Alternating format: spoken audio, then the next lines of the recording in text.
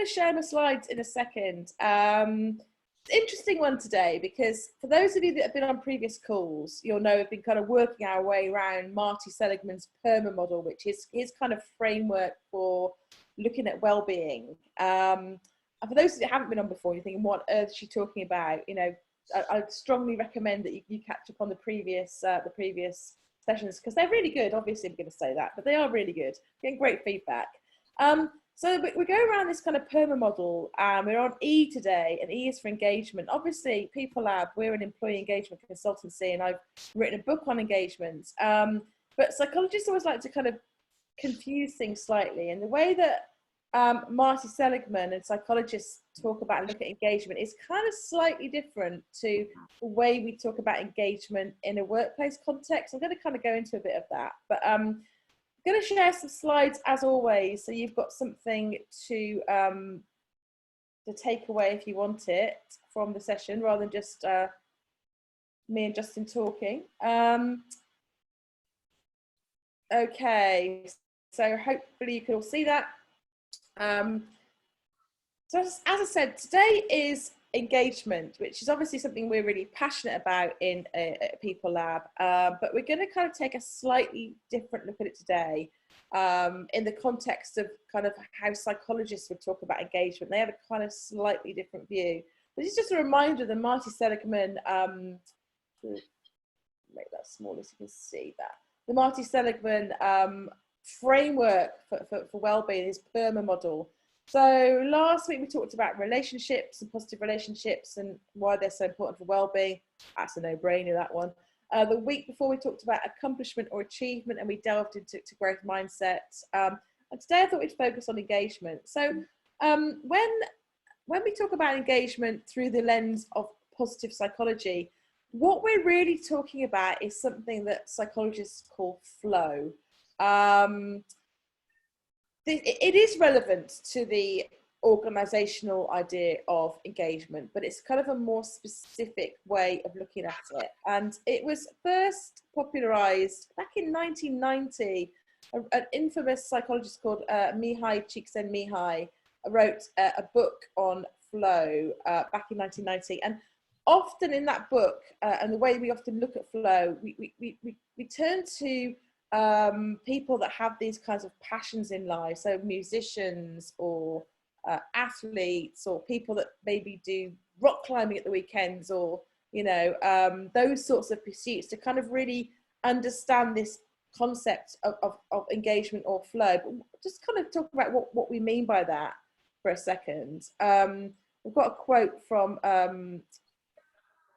Csikszentmihalyi. So he talks about it as being a state in which a person performing an activity is fully immersed in a feeling of energized, focused, full involvement and enjoyment in the process of the activity. It's characterized by complete absorption in what one does. So this may, for some of you, really resonate. Think, yeah, I've been there. I've had that. I know what he's talking about. And for other people, you might think, I'm not quite sure I, really get that. And I think where this idea comes into its own really is to take it and kind of make it work for you. I think if you take this idea of flow in a really pure sense, the way Csikszentmihalyi talks about it, it can feel quite inaccessible. And I know, Justin and I have talked every week about, taking the ideas, the concepts, the tools we're talking about and making them work for you. And I know when I first studied this kind of pure idea of flow, when I was doing my master's a few years ago, it's kind of felt a little bit alien and a bit inaccessible to me. And I've kind of taken the essence of what he's talking about here and made it work for me in a kind of everyday and a work concept as well. This is kind of the gold standard, if you like, of flow, what we mean by it from a psychological perspective. But I think it's really about being in the zone. So you don't have to be, a concert pianist or, top of your game when it comes to sport. I think it's about being in the zone with something. Justin, you've got any thoughts on flow? Is it something you're familiar with? Do you use the concept in the work that you do? Yeah, in fact, as you were talking, I was thinking I have too many thoughts about flow, so I'm going to try and trim them out.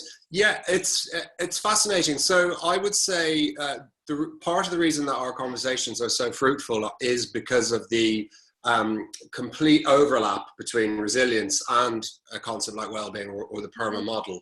And so flow, in resilience terms, it fits really nicely. So I talk a lot when I'm running courses about resilience being a natural ability, an innate ability that we have. And in order to allow that to flow through us, it's more about getting out of our way. So we put things in the way, and largely they're, you know, mental filters, so thought processes or negative thought processes in particular. And so for me, Csikszentmihalyi's work speaks to the same end, which is the end goal of being present, really, and of managing the distractions. I know you're going to talk about distractions and focus, managing those distractions both externally and internally. But so what I always use as the example is the example of a baby. So whenever I'm talking about breathing, I always say, just think of a baby, because babies breathe perfectly. And whenever I talk about being present, talk about babies. I mean, that lovely quote of his describes perfectly babies. They're absolutely present and focused in the moment, and they give their complete energy and attention to whatever that is. Whether that's playing with something or being screaming because they're hungry, whatever it is, it doesn't matter. They have this extraordinary ability, and in some ways, I think that's what we're after with flow as well. It's about getting out of the way of ourselves and tapping into that natural presence and ability. No, I love that. It's great example. Okay, so as I said, for me, I kind of look at it as being in the zone, if you like. So I've got a quick poll. So I'm going to come out of this and ask you a question. Katie's got a poll ready to go, hopefully, just to get you thinking about this idea of flow. And how often do you think you experience it? It's something you're familiar with. You go, yeah, I have regular kind of occasions when I'm in the flow, in the moment. I'm really absorbed in what I'm doing, you know, just kind of completely in the zone. Or something actually you think, oh, I don't know if I ever really get that, if I experience that much, or if at all. Again, as always, there is no right or wrong answer here. But just really interested in people's thoughts. So I think for some people, as a concept, this really resonates with them. If other people, they kind of feel like, oh, I don't know. I don't know if I experience that, if I feel that. Okay. So yeah, kind of quite across the board then. So nobody says they've never experienced it, but then got a few people saying, yeah, sometimes, majority sort of saying, yeah, fairly regularly, and then one person saying, yeah, a lot of the time. I think there is some research actually that shows that personality does play a part in this. So for those of you that are familiar with the big five in psychology, I'm going to have to remember what they are: openness, conscientiousness, extroversion, neuroticism, and I forgot the other one. What's the other one? Justin, remind me. Well, you've gone OCEA, haven't you? What I say? You know what I say? Amiability. Yes. Okay. So there is some research that shows for people who are low on neuroticism and high on conscientiousness tend to experience flow more readily than people who aren't like that. And I know I'm low on neuroticism, but I'm not very high on conscientiousness. So maybe that's why I struggle to experience this kind of utopia of flow more than perhaps some of my colleagues. So I'll go back to screen share. So this is a model that some of you might have seen if you've ever looked at flow, studied it. I think it's quite useful actually. Sorts of activities that you might experience and where they would fit on this kind of this sort of landscape that Csikszentmihalyi is talking about. So here you've got this idea of challenge, so high to low challenge, and then skill. So, you know, how are you placed to be able to meet that challenge, so low to high skill. And what Csikszentmihalyi says is a really fine balance between having the right amount of challenge. If something is too challenging, we kind of get bored or overwhelmed or anxious. So you need the right amount of challenge, but you also need the right amount of skill as well to experience this kind of utopian flow place. And there are other sorts of activities that you might put in other examples here. So for example, Something that's kind of low challenge and low skill might be, you know, spending an hour on social media, flicking through, you know, Instagram and Facebook, or maybe, you know, surfing through channels on the television.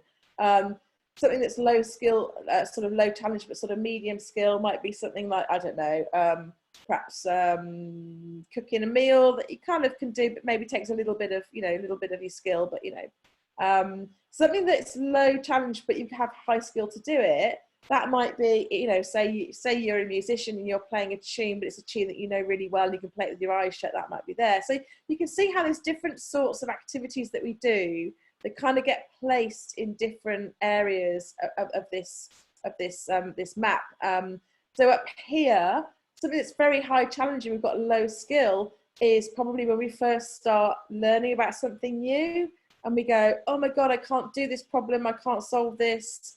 And I haven't got the skills yet to be able to do it, and that can be very anxiety inducing. So perhaps for those of you that have studied, I think about when I first started studying psychology and I started doing statistics, and it was like really hard and I hadn't got the skill to do it. But then as you develop that skill, you kind of move from anxiety to arousal in a psychological viewpoint perspective, which is, oh yeah, I'm kind of getting it now, and I'm developing my skill level, and it's tough, but I'm doing it. And then over here you've got that kind of that flow state where it's challenging me, but I'm good at it, and that's where we kind of get that, yeah, I feel great and I'm in the moment. Any thoughts from anyone else around what you might put in different segments there? Justin, any thoughts from you on that model?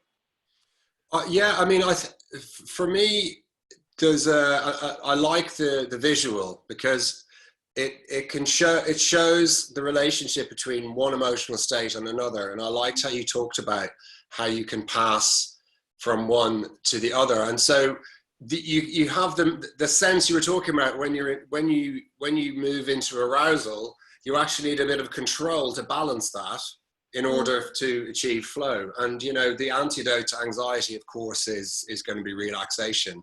So yeah, you're constantly, it's, you know, he talks about it being a sweet spot. I don't know, Ken Robinson has a very similar concept about that sweet spot where things intersect. And that is the joy of, you know, he also talks about completely mundane activities, doesn't he? Like being in flow, doing the washing up. Yeah.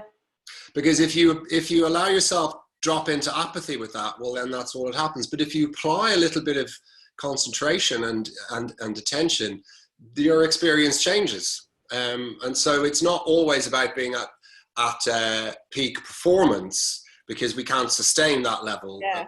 But it is about being connected and present with whatever we're doing, whatever that is. I mean, it's a very Buddhist concept as well, isn't it? That thing of yeah, and it's interesting because it's where you get the kind of different ideas and concepts we've talked about over the week. It's kind of starting to overlap here, because you can if you are, you know, if you kind of practice and build mastery in mindfulness meditation, you're probably better placed to get yourself into a flow state than if you're not, because you can switch off distractions and stuff that's happening, and you can do that. And I think it's interesting with flow, because I absolutely get it, and I guess I take a more watered down version of it, because I absolutely agree with you. I think you can experience that I'm in the zone state with something that maybe isn't as high challenge or high skill. And maybe that's more of a mindfulness example. Maybe you say, well, that's more mindfulness than flow, but I think there is something in there for me. I don't think it always has to be really high challenge and really high skill to experience that, what we're going to describe as flow in a minute. I'm getting to the characteristics. I think you can experience it without those two criteria being met to that extent. So I take a kind of a slightly sort of more relaxed view of it, shall we say, to make it work for me. Yeah. Just in terms of some of the brain stuff, you know, we like a bit of neuroscience, as you know. And again, you know, lots of kind of study into what happens in the brain during flow. And we see that the brain, you know, the brain state does change. So we see that the kind of the prefrontal cortex, which is the kind of the executive brain that kind of really focuses on the kind of executive higher sort of functioning stuff, gives way to the sort of subcortical brain, which is your more limbic system side, which is kind of what we believe kind of sparks new and creative spontaneous connections. So this kind of idea of sort of almost like just relaxing into it and going with it, and almost not being really kind of conscious through it, that sort of, you know, sometimes people talk about flow experiences like, you know, I kind of came out of it. I didn't know where the hour had gone or the day had gone. I just, just suddenly came out of it, and it was, it was almost like kind of a kind of an otherworld, experience. And that's part of what's going on here. We also know it releases a potent cocktail of neurochemicals. There's loads going on here. High levels of dopamine, serotonin, etc., all which helps to create optimum performance conditions, which is why we kind of relate this flow idea to high performance rather than just kind of being in the moment. It is about performing at a high level in something, and a lot of the neurochemical sort of side of it helps to explain that. And also this idea of kind of the beta waves making way for the alpha waves, creating this headspace, almost this kind of room in the brain just to focus on this one thing that we're doing. So basically it's a whole lot of neuroscience that sort of says there's something going on when we were in flow. It's not just a kind of a fluffy hippie sort of concept. So Csikszentmihalyi describes as 8 characteristics of flow.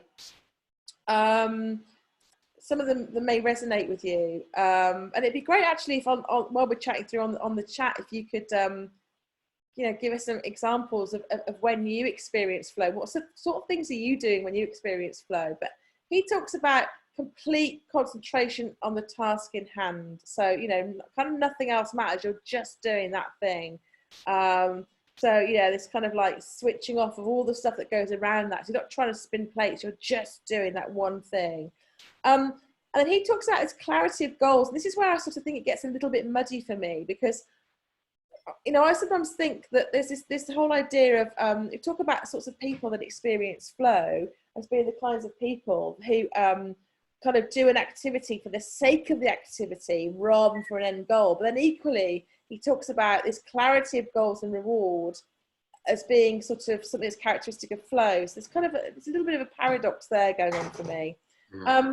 Often flow experiences, time is kind of transformed. So either something goes really, really quick or really, really slow, but it's not how it normally would be. It's intrinsically rewarding, so you're doing it for yourself. So although the goals are there, the goals are for you to like get better at something or just enjoy the process of doing something. It tends to be effortless and easy for you to do, even though there's this kind of high level of skill and challenge involved. You kind of get into the sort of the process of it, and it tends to be kind of effortless. So there's this balance between challenge and skills. And number 7 is really interesting, because one of the kind of aspects of flow is that self-consciousness kind of goes out the window. This kind of sense of ego goes out the window. We're not doing this for anything else than for our own end. So it's not about trying to impress somebody or trying to sort of show how great we are or to win awards. We're doing it because we want to do it. So this kind of self-consciousness sort of changes when we're in a flow state. And there's a feeling of us having control over the task. So those are some of the kind of the characteristics of flow. And again, Justin, any sort of thoughts on any of those? Yeah, I've just seen Simon's comment about listening to a piece of music, and so I'm a musician, and I really relate flow instinctivly to music, playing music, and I think it's true as also for listening, because that really hits a few of those points for me. This thing of intrinsic reward is like, no one needs to tell me to play music. I don't need any, there is no actual external reward for it. It's entirely intrinsic. It's because I enjoy it. And there's this lovely balance of challenge and relaxation. That's when it really gets exciting. So there's a certain amount of just playing, which is fine. But then particularly if you're playing with other people, that's an added level of challenge. So music is one area for me that personally I'm very aware of flow. Yeah, so I agree with Simon as well. Just that sense of being focused and connected, and I completely agree with that. I mean, I also a musician as well, and I think the one area I could say that I've really genuinely experienced what we're talking about here is when I'm playing music. And I remember being a kid, I played in the brass band growing up, because I grew up in rural Shropshire, and anyone most people say, where is Shropshire, which just tells you everything you need to know about Shropshire. Apologies if anyone's on from Shropshire, it's a beautiful county, but there is literally nothing going on in Shropshire. And where I grew up, I mean, I'd have to walk 2 miles to even catch a bus anywhere, let alone, you know, do anything. So there was like nothing going on. And I joined the brass band when I was a kid to get sort of some sort of social life, being an extrovert, being around people. I joined the brass band, and I played cornet. And we were lucky to have this conductor who was a professional musician. He played for a proper it's called a City of Coventry brass band, but he was like a working brass band musician. But for some reason he used to teach at our school and run the local brass band. And I remember this experience really young, and just loving this, of being given a piece of music. He used to make us enter lots of sort of like local festivals, like there's the Hastings festivals down here, but at home we had like Shrewsbury Festival and Hereford Festival, and you get given a piece of music to play as part of your sort of festival entry. And I always remember being given this piece of music, and at the beginning it would be awful, and we wouldn't know what we were doing, and it would be hard work, and we had that high anxiety, you know, low skill, high challenge, you know, then medium skill, and then we just practice it and get better. And I remember at some point it would just click, and there's that amazing feeling, if you're any of you that play music, when you just know that you've got it, you've nailed it, and there's this kind of like vibe that goes, because the thing about flow is you can experience absolutely with other people. It can be a team activity rather than an individual activity. And that moment where you look between each other and you go, we've got it, we've nailed it, and the feeling of that, and you just kind of lose yourself in it, and you keep playing it over and over again. You go, oh my goodness, where's that hour gone? It felt like we only just walked into the rehearsal room like 10 minutes ago. So absolutely with you, Justin. That's where I've really experienced this, as it's described here. Anyone else got any thoughts on where they've experienced flow? Anything else coming through? Can I just jump in? Hi, it's Simon. Hi, Simon. Hiya. I think just building on that music piece, so that the way I was referring to it was around kind of getting rid of any distraction. So music for me, if you put something on, you don't have to concentrate, because it's just, you know it really well. It enables me to then focus on what I'm actually doing, be that writing or whatever. It'll only ever last an hour and then it's gone again, because I think it's a limited thing. But I used to play violin as well, not to carry this music thing on, but there's something about finding your tribe. So when you're with a load of people where you're all playing towards that goal, you're still actually doing it for yourself, but there is that bigger thing of it's like why people do group sport, isn't it? It's that thing of coming together and actually feeling like you found your people and you're in your comfort zone. And I think there's something, while there's challenge, and that's really important to flow, there is something about, obviously you have to be comfortable. There's that balance between, and that's where the skill comes in, isn't it? You have to be comfortable with the stretch, not stretch too far. But I find it never lasts. I'd love to do a day.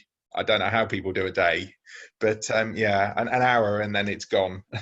Well, Simon, can I just jump in there, Emma? Sorry, because I can answer your question. I don't know if you've come across the research about ultradian rhythms. So forgive me if I'm speaking to any biologists, but really, really interesting research which talks about our energy patterns, and the fact that when we're asleep and when we're awake, we do follow these cycles. And the research tells us that the cycle of if you like, of activity is around about 80 minutes, and that there'll be a slight build up to that, and then a peak, and then a dip down, and that we need 20 minutes or so of recovery or recuperation after that. So each cycle in total lasts about 110 minutes in total. So what you're describing fits exactly, just proves the science. It's like it'll only last about an hour. That is absolutely spot on, and so that's why you can't sustain it for the entire day. It's like nature. We can't have summer blazing the whole way through. We need the different seasons as well for that energy to flow. But it's brilliant research out there, and the guy who wrote the book actually decided to plan his writing day around ultradian rhythms to test it out. So he specifically followed the theory, and it worked really well for him. So maybe we should share some stuff about that afterwards as well, Emma. Yeah, it's really interesting. Yeah, love that, and that'd be dead interesting to share some info around that. And I think you could definitely see how you could work that into your sort of day to maximize. But it's interesting, it's when Csikszentmihalyi talks about flow, and very much it's part of the kind of the well-being model actually what he talks about is when you're in the moment, you're not even really experiencing emotion. It's almost like afterwards when you reflect, you go, that was amazing. But when you're in it, you kind of almost lose all sense of what, you know, what you're really feeling. You're properly mindful in a way. You're just allowing this experience to happen to you, or you're, you know, engaging the experience, but you're not going, hey, I'm feeling really happy, or I'm feeling, you know, it's almost in hindsight. So I wonder if you've got any thoughts on that. I think that's quite an interesting idea in terms of how this contributes to our well-being. Yeah, well, I think what you're talking about is shutting off the self-consciousness, isn't it? Which is a key element of getting in flow. I always remember when I was an actor years ago, I did a lot of work with knee-high theatre, and they're really passionate about when they're creating pieces that it's comes from it's improvised. And they have a whole bunch of exercises that they do, which are deliberately designed to kind of hijack your self-consciousness so that you can't get caught up in your self-consciousness. It's great. And so you kind of, it's like they trip you into flow because of it's kind of like certain things you're given, things that are complicated to process together. So they'll give you two sort of inputs and put it together. And it's fantastic. It's so liberating to have that little, that's no good. Oh, no, I don't think that's funny. You know, for that switched off, that's when you hit flow. And like you say, and then you kind of, you're not aware of what's going on. It's slightly, well, yeah, I'm going to say an out of body experience, but that's not right because you are absolutely embodied. It's a sort of completely in body experience, actually. Yeah.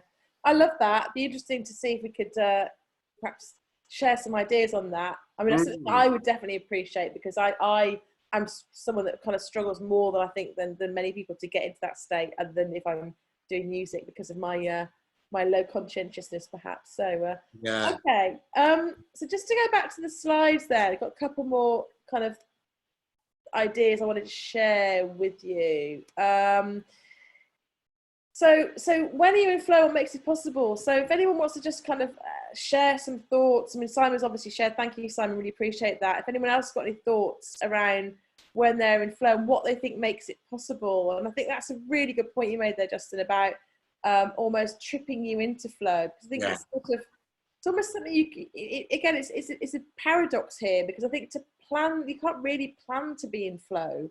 You can't go, right, well, maybe you can, but I think it's more, it's on a sort of deeper level than that, in terms of how you kind of get yourself into that state. And it's not a kind of easy off the shelf, if you do X, Y, and Z, then you'll be in flow. It doesn't work like that, because we're all different, and we all have different, you know, states of being and different levels of skill and challenge and different activities. So it's different for everybody. So it's kind of, what do you do to get in flow? What makes it possible? And I think the music thing, again, I'll keep coming back to that, because that's my passion, and that's something for me that absolutely gets me in flow. I don't think I've ever been in flow when it comes to any sort of sport, because that's not really my background, but it'd be interesting to hear from other people if that's happened to them. Something that's really interesting, actually, there's lots of research around flow and gaming. So gaming is you know, it gets a bad rap, gaming, and I don't have an issue with it at all, because I can see from a psychological point of view how it does build mastery, it does create attention, it can be quite a mindfulness activity to do. And from a flow point of view, absolutely, that skill and challenge are both there in gaming. And you can see people kind of getting really absorbed in it. They're coming out at the other end, go, wow, where'd the hour go? I'm so pleased I nailed this. I'm so pleased I got this. So anyone had flow from gaming? Bring my 11-year-old son in here and he'd say, absolutely, yes, that's definitely the case for him.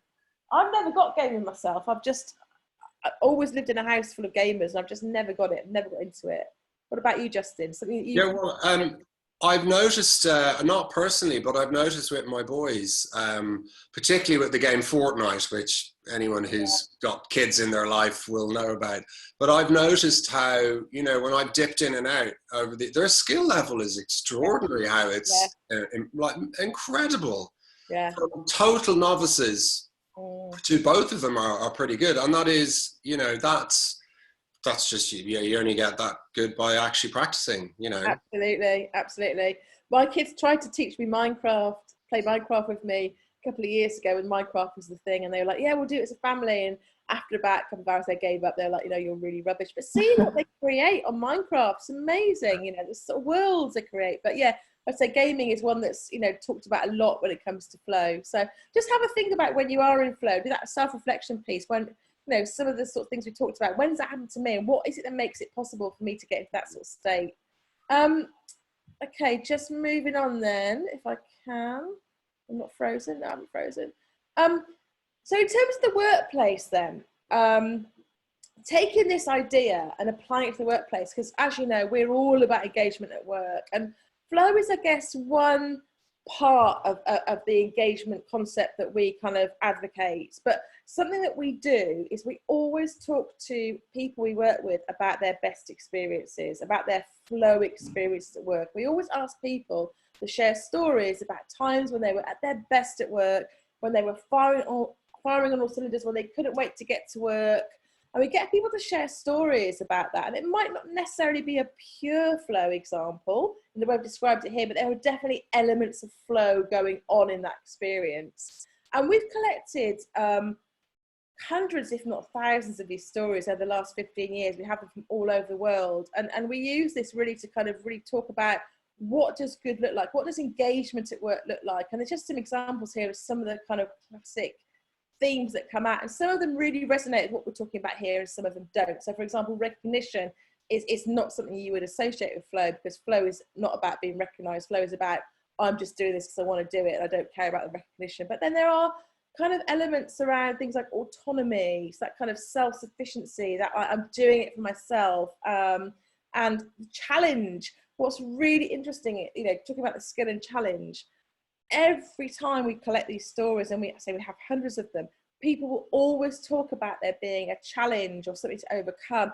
It will never be the case that they were at their best and they have, you know, were highly engaged because things were dead easy and they come in at 9 and leave at 5. People tend to talk about their peak experiences, their optimum experiences at work, as being times when it was difficult and there was a challenge and they had to overcome something. So I think, you know, that really kind of features into this idea of well-being. You sort of think of well-being often as being something that's very kind of like very peaceful and calm, but actually well-being is often associated with having to do something and get your head around something and master something and overcome something. So again, there's a little bit of a paradox there. So I want just to share this as sort of just some an example of how we kind of use this in the workplace. So we don't necessarily talk about flow, we talk about engagement. We ask people, when you're at your best, when you're thriving, when things are great, what's going on for you? And some of the kind of concepts and ideas that come out, you can relate to flow. Any thoughts on that, Justin, before I move on? Does that make sense? I'm just unusing myself to say, no, please carry on. Okay, cool. Right then, just slight technical issue here. Hopefully it will untechnical itself. There we go. So how do you facilitate it? So there are some things you can do. First of all, focus on one thing. So it's not about having lots of plates spinning. I'm currently writing a book at the moment, and I do actually get into flow state when I'm writing. It's one of those things I kind of like, it challenges me and I don't find it easy. And if I try and dip into it, I find it very anxiety inducing. But if I can make the time to do it and just do my writing, I kind of find it a bit of a struggle at first, but then once I get into it, I'm in flow and I'm enjoying it, and I suddenly look up and an hour's gone by and I go, wow, where'd the hour go by? So I definitely get this from writing, and it's when I've got time to focus on that and nothing else that it works for me. If I've got to kind of dip into it with other things, doesn't work. And linked to that very much is removing distractions, so switching off the phone and, you know, finding a quiet place, or not to do this, but just meaning that you can focus on that one thing, so you're not being distracted by other stuff going on as well. And then having this specific goal and plan of action. Again, this is something that's sort of like, it's a little bit paradoxical when it comes to flow. I think not necessarily a kind of a big goal, but just a kind of a, you know, I'm going to spend the next hour really focusing on my writing. That it can be that. So I think you enjoy or are passionate about. Again, this is what's really interesting, because like I sort of said, you know, I think there are elements of flow that I really buy into and absolutely relate to. And other elements of flow I kind of tweaked to work from my own experience. And I actually think that, yes, in its purest sense, when you're in flow, it's something you're passionate about and enjoy. But actually, I experience flow when I'm writing, and I tick all those boxes. But if someone says you're passionate about it, do you enjoy it? I go, no, I hate it. But then once I get into it, I go, actually, no, I did enjoy that. I did enjoy it. It was good. It did challenge me and really kind of, you know, make me use my skill. But it's not necessarily something that I would normally go to. So I think something in there about trying out things that you're maybe not used to trying out as part of the sort of flow experience absolutely has to be an element of challenge, and there must be an element of stretching your current skill level. So in terms of sort of, you know, looking at some of the other sort of writings around this, you know, how do you get into flow in a social environment, in a, you know, creative environment? There's a lot of stuff in there around pushing you out your comfort zone and saying yes to stuff that you might not otherwise say yes to, and trying things out. Sometimes, you know, you do things, you go, actually, I really enjoyed that. I didn't think I would. So sometimes, you know, I mean, I'm not a great chess player, but sometimes having a game of chess with one of my kids, I wouldn't normally go to chess as something to do, but if I do it, I come out after an hour and go, actually, I really enjoyed that. And I was in flow without necessarily thinking I would be. So I'd say, you know, keep an open mind and say yes to stuff is another way you can sort of facilitate flow. Again, Justin, any thoughts on that? On how you kind of get to that state? I think, yeah, I think what you've described there on the list is you don't necessarily need all of those characteristics, do you? There are certain things that are going to help. So this thing about removing distractions and focusing on one thing is just, for me, is good practice in life generally. It shouldn't be reserved for like, right now I'm going to be in flow. You know, in terms of managing our energy, our mental energy really suffers from the amount of distractions that we surround ourselves with, because we don't manage our environment effectively, and it's really draining. You know, all of this research into the lie that is multitasking. And how, you know, in terms of looking after our mental energy, it's really important to, so these guidelines are great from that aspect as well, just from mental thing is. That's a really good point, actually. Even without flow, these are probably good sort of rules or guidelines to focus on. Yeah, good point. Yeah. Okay, if you are interested at work, we'll talk about engagement, measuring engagement. There's the Utrecht Work Engagement Scale.